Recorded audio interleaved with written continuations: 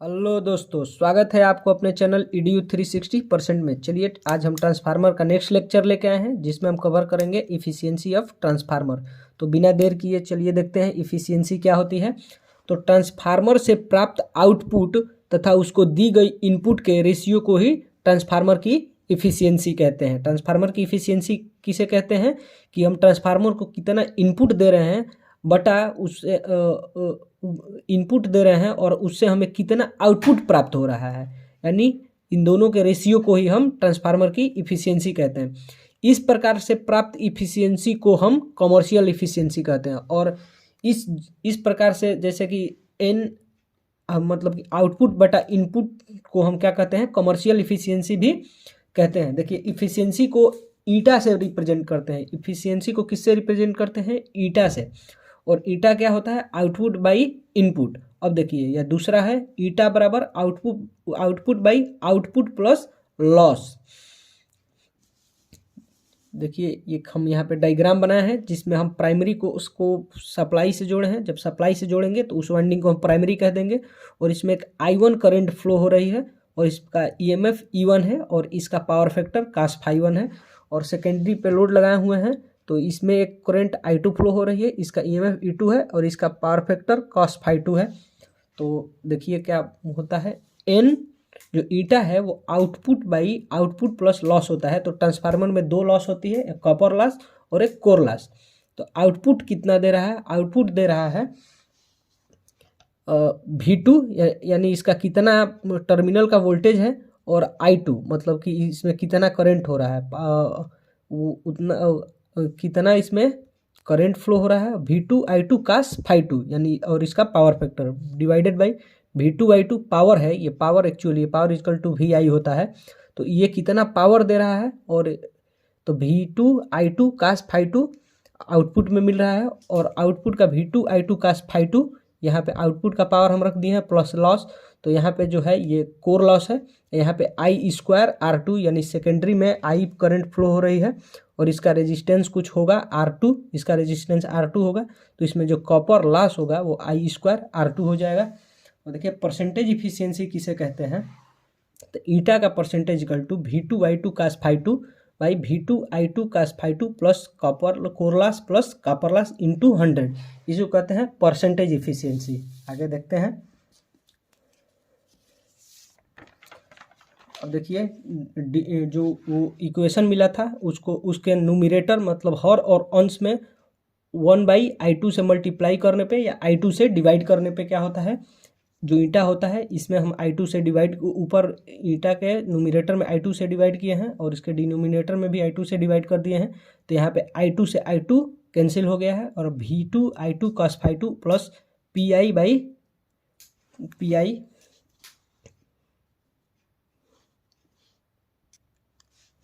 यहाँ पे PI plus I2 का स्क्वायर और यहाँ पे R2, इसको भी I2 से डिवाइड किए हैं। तो ये जब इसको अलग अलग करेंगे तो ये अलग अलग हो जाएगा। तो V2 cos ∅2 बाई, यहाँ पे इससे I2 को एक बार इसके टर्म में और एक बार इसके टर्म में, दोनों को अलग अलग कर दिए हैं सभी को। तो यहाँ से I2, यहाँ I2 कट गया है और plus PI by I2 into I² R2 बटा I2 हो गया है। तो यहाँ पे एक नीचे का I2 से एक ऊपर का I2 कट जाएगा, तो I2R। अब देखिए चूंकि V2 का वैल्यू कांस्टेंट है और टर्मिनल का जो आउटपुट का वोल्टेज होगा वो कांस्टेंट है, अतः जब V2 का वैल्यू कांस्टेंट है तो यहाँ से V2 को हटा देंगे और N क्या हो जाएगा, cos ∅2 by cos ∅2 plus P copper core loss by I2 plus I2 R2। अतः उपरोक्त से स्पष्ट है कि ट्रांसफार्मर की इफिशियंसी मुख्य रूप से दो बातों पर निर्भर करती है। ट्रांसफार्मर की इफिशियंसी मुख्य रूप से किन किन बातों पर निर्भर कर रही है? फार्मूले से हमें मिल रहा है, लोड के पावर फैक्टर पे, किस चीज़ से? cos ∅2 यानी लोड के पावर फैक्टर पे और लोड के करंट पे, और I2 लोड के करंट पे। तो N यहाँ से हमें मिल गया है V2 cos ∅2 बाई V2 cos ∅2 plus PI I2 plus I2 R2। यहाँ पे ये जो है ये कोर लॉस है और ये जो यहाँ पे I2 R2 है। देखिए इक्वेशन फर्स्ट के, अब जो ये हमें मिला था ऊपर इक्वेशन फर्स्ट के डिनोमिनेटर के I2 के रिस्पेक्ट, जो इसमें ये हर अंश है, अंश है सॉरी इसको क्या बोलते हैं, डिनोमिनेटर इंग्लिश में बोलते हैं, और इसको हिंदी में जो बोलते हैं, इसके डिनोमिनेटर को क्या बोलते हैं, I2 के रिस्पेक्ट में डिफ्रेंसिएशन करने पे देखिए क्या मिलता है। इसको अगर ये देखिए जो नीचे का ले लिए हैं, एक फंक्शन मान लिए हैं उसको V2 cos φ2 plus I2 R2 plus PI/I2, और इसको I2 के रिस्पेक्ट में डिफ्रेंसिएशन करने पे इसमें I2 का कोई भी टर्म नहीं है तो ये 0 हो जाएगा। यहाँ पे R2 और I2 का 1 हो जाएगा तो R2 हो जाएगा। यहाँ पे I2 का जो है, I2 का अगर 1/I2 का डिफ्रेंसिएशन करेंगे तो -1/I2 का स्क्वायर हो जाएगा, तो PI/1 I2 का स्क्वायर। अब देखिए इसका डिफ्रेंसिएशन dF/dI2 = R2 - PI/I², और ये हो जाएगा I² R2 - PI/I2। और मैक्सिमम वैल्यू के लिए ईटा क्या होगा, for maximum efficiency eta dF/I2 0 हो जाएगा, 0 के बराबर हो जाएगा। तो जब यहाँ पे हम इस दिए गए इक्वेशन को 0 से कंपेयर करेंगे तो यहाँ से इधर ये मल्टीप्लाई हो जाएगा तो 0 में मल्टीप्लाई हुआ तो 0 हो जाएगा। I2 का स्क्वायर R2 = PI क्या हो जाएगा कि कोर लॉस किसके बराबर हो जाएगा, कॉपर लॉस के बराबर हो जाएगा। तो कोर लॉस का आयरन लॉस के बराबर हो जाएगा, या वेरिएबल लॉस कांस्टेंट लॉस के बराबर हो जाएगा। देखिए नोट में एक पॉइंट है कि ट्रांसफार्मर की इफिशियंसी तभी मैक्सिमम प्राप्त होती है, ट्रांसफार्मर की इफिशियंसी तभी मैक्सिमम प्राप्त होती है जब आयरन लॉस का वैल्यू कॉपर लॉस के बराबर हो जाए। ट्रांसफार्मर की इफिशियंसी कब मैक्सिमम प्राप्त होती है, जब आयरन लॉस की वैल्यू कॉपर लॉस के बराबर हो जाए। चलिए क्वेश्चन है, देखते हैं। The efficiency of transformer is maximum when, कि अगर ट्रांसफार्मर की इफिशियंसी सबसे अधिक कब होगी, तो दिया है कि आयरन लॉस जब बड़ा हो जाए कॉपर लॉस से, या कॉपर लॉस जब बड़ा हो जाए आयरन लॉस से, या ए और बी दोनों, या वेरिएबल लॉस बराबर हो जाए कांस्टेंट लॉस को। तो वेरिएबल लॉस को क्या कहते हैं, कॉपर लॉस, और कांस्टेंट लॉस को क्या कहते हैं, आयरन लॉस। तो हमारा डी ऑप्शन सही हो जाएगा। आरडे इफिशियंसी क्या होती है, चलिए देखते हैं। इस इफिशियंसी को एनर्जी इफिशियंसी भी कहते हैं। आरडे इफिशियंसी को क्या कहते हैं, एनर्जी इफिशियंसी भी कहते हैं। आरडे इफिशियंसी केवल डिस्ट्रीब्यूशन ट्रांसफार्मर पे फाइंड की जाती है। आरडे इफिशियंसी किस ट्रांसफार्मर पे फाइंड की जाती है, केवल डिस्ट्रीब्यूशन ट्रांसफार्मर पे फाइंड की जाती है।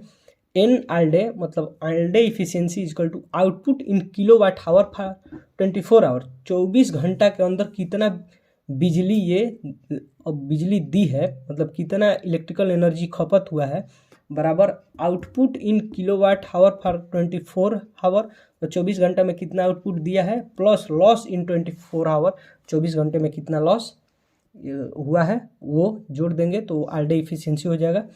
चूँकि ट्रांसफार्मर की प्राइमरी वाइंडिंग हमेशा सप्लाई से जुड़ी रहती है, अतः उसमें होने वाला कोर लॉस हमेशा कांस्टेंट रहता है। देखिए ट्रांसफार्मर में एक कांस्टेंट फ्लक्स भी ट्रांसफार्मर क्या है, एक कांस्टेंट मेन फ्लक्स डिवाइस है, इसके कारण भी ट्रांसफार्मर का कोर लॉस कांस्टेंट होता है। लेकिन सेकेंडरी वाइंडिंग पर लोड का वैल्यू कांस्टेंट न होकर चेंज होता रहता है, और सेकेंडरी पर लोड का वैल्यू कांस्टेंट नहीं होता है, चेंज होता रहता है। अतः डिस्ट्रीब्यूशन ट्रांसफार्मर में कोर लॉस का वैल्यू हमेशा कॉपर लॉस से कम रखा जाता है ताकि मैक्सिमम इफिशियंसी प्राप्त हो सके। देखिए डिस्ट्रीब्यूशन ट्रांसफार्मर में कोर लॉस का वैल्यू कॉपर लॉस से कम रखा जाता है। कोर लॉस का वैल्यू हमेशा कॉपर लॉस से कम रखा जाता है ताकि मैक्सिमम इफिशियंसी प्राप्त हो सके, क्योंकि उसमें मैक्सिमम इफिशियंसी प्राप्त हो सके, इसलिए हमेशा डिस्ट्रीब्यूशन ट्रांसफार्मर में कोर लॉस की वैल्यू कॉपर लॉस की वैल्यू से कम रखी जाती है। नोट, डिस्ट्रीब्यूशन ट्रांसफार्मर की इफिशियंसी 50% लोड पर मैक्सिमम प्राप्त होती है। पूछता है ये क्वेश्चन कि डिस्ट्रीब्यूशन ट्रांसफार्मर की इफिशियंसी सबसे मैक्सिमम कब होती है, तो 50% लोड पे। चलिए दोस्तों मिलते हैं अगले लेक्चर में, बहुत बहुत धन्यवाद।